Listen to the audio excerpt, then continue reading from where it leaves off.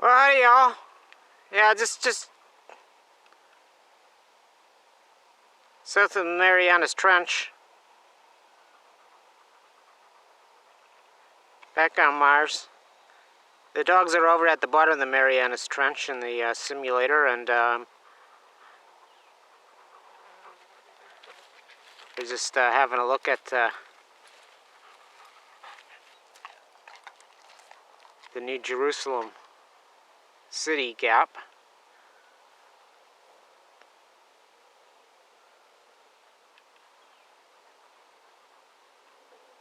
Oh, pardon me, yeah, they called it Hades Gap. Well, we'll get back to the dogs.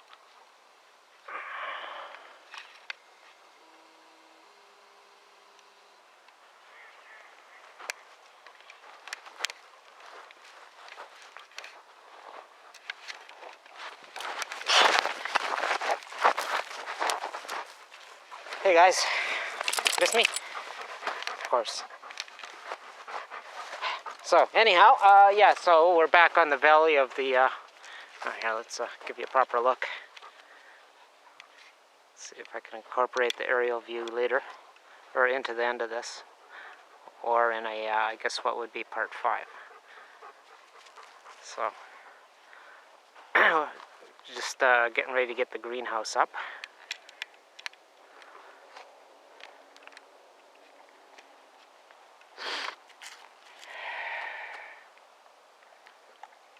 You can hear the mining Vermonas going in the distance there, using their gravity engines to suck the metals out of the ground in the hills. That's where we were. Right up in that gap there.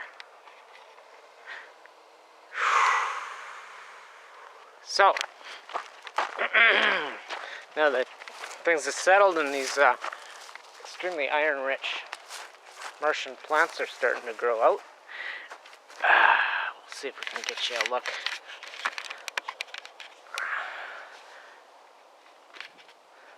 At the new crater floor that's settled in the Marianas Trench. So this would be Hades Gap. Right.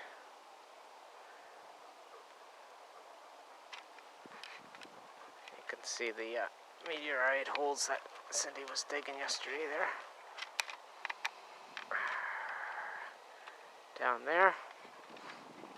And so the depth on this is going to be about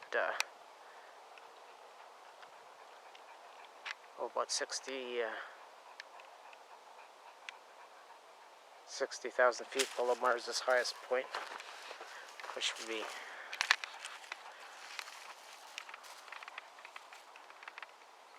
and up here, yeah, what are we? I think we're about 36,000 feet on this.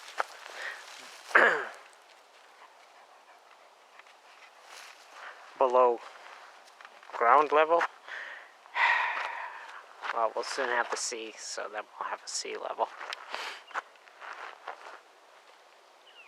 Things are starting to warm up.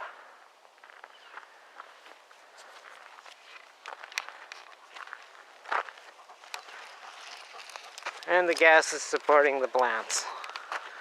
The new atmosphere. They'll green up once we get some more hydrogen up there, since they're not always getting zonked with ultraviolets. And there's looking down at the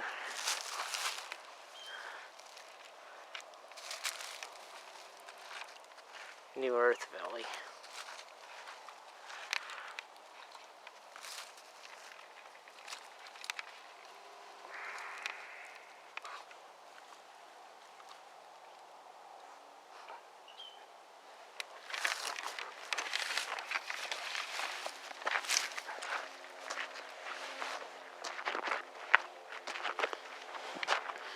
And obviously, just in case we can only get one batch, 1 gross grand of people down there, you know, you can't, it's pretty impossible to make a sustainable population out of 144,000.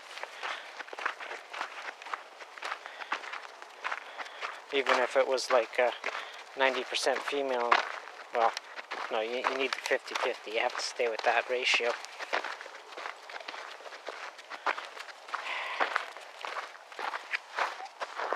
If you're talking about a sustainable gene pool. But I'm sure once we're set up and attracted, if old Earth hasn't, all the Homo sapiens haven't succumbed to space weather or self-extincted, I'm sure they'll find ways to bring more of them over into the gene pool. But obviously that'll be one of the criteria, is keeping a very diversified mix of all the hominids in the gene pool and all strains.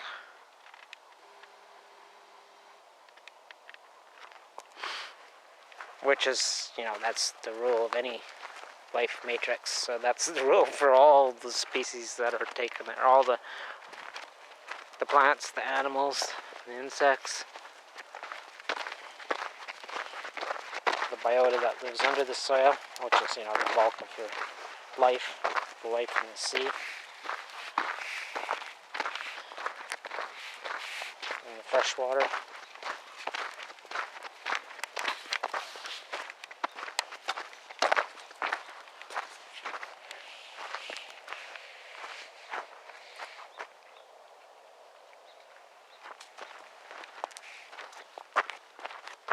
You know, that's the key thing, like pioneers, you gotta use what's there.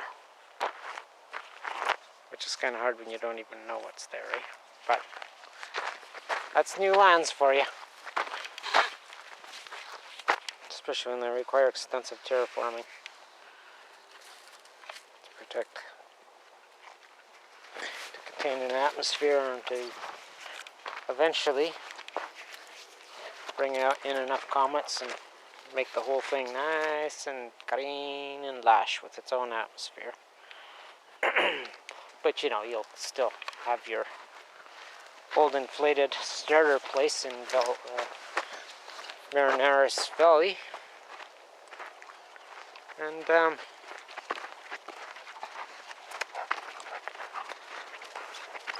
you know, there's no reason why you can't easily, without even going up with extensive technology, where you can't easily have 1 billion people in Marianas Valley. I'm sure you could easily do, well, who knows what the actual dimensions will be on the final strike from Vesta 4.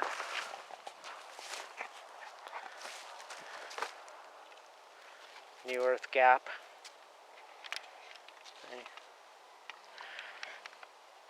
Because, you know, it takes time and effort to stabilize the slopes and whatnot.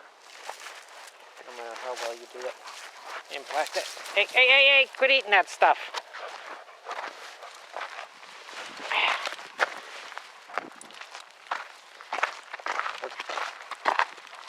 Quit eating the Martian life, Cindy. You know the rules. You have to fill Mars up with life before you can harvest any.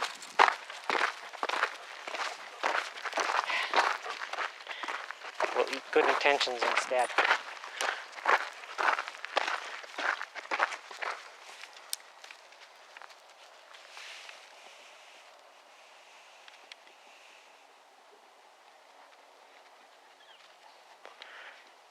And well, I guess when we have enough to make a forum, we can begin a democracy on it. And co-op.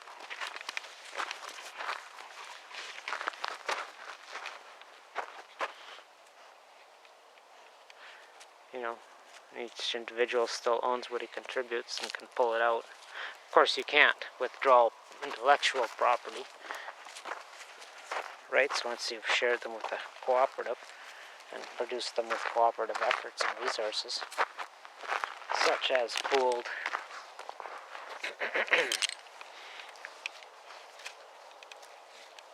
a pooled database. Oh, excuse me. It's this Martian air. It's a little hard on the throat. Pretty dry. But we'll fix that with time. There's plenty more pieces of lumps of Creator's cottage cheese out there just waiting to be introduced. You know, and that's the beauty of having Valles Marineris caged in like that. Under multi-layered greenhouses, you can go ahead and keep doing impacts at the poles and on the other sides, and you know. The whole thing is how you impact. You have to specifically control and have countermeasures available once making a big mess is critical not to.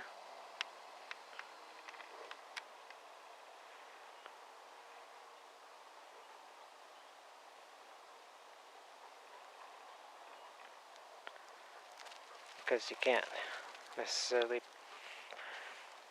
predict the exact reactions or the exact makeup that any one introduced lump of Creator's milk is going to, you don't know how it's going to break up, and no matter what you do, even if you encase it, you can't always predict everything. So you want to do the bulk of that right off the bat. Enough to kickstart.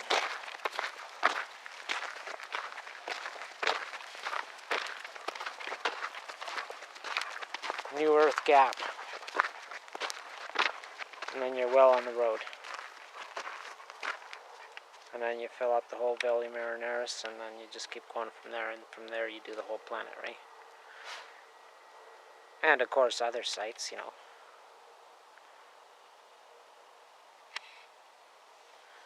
Wherever you're going to be mining, where the craters are, the meteorite impact craters as well as the volcanic.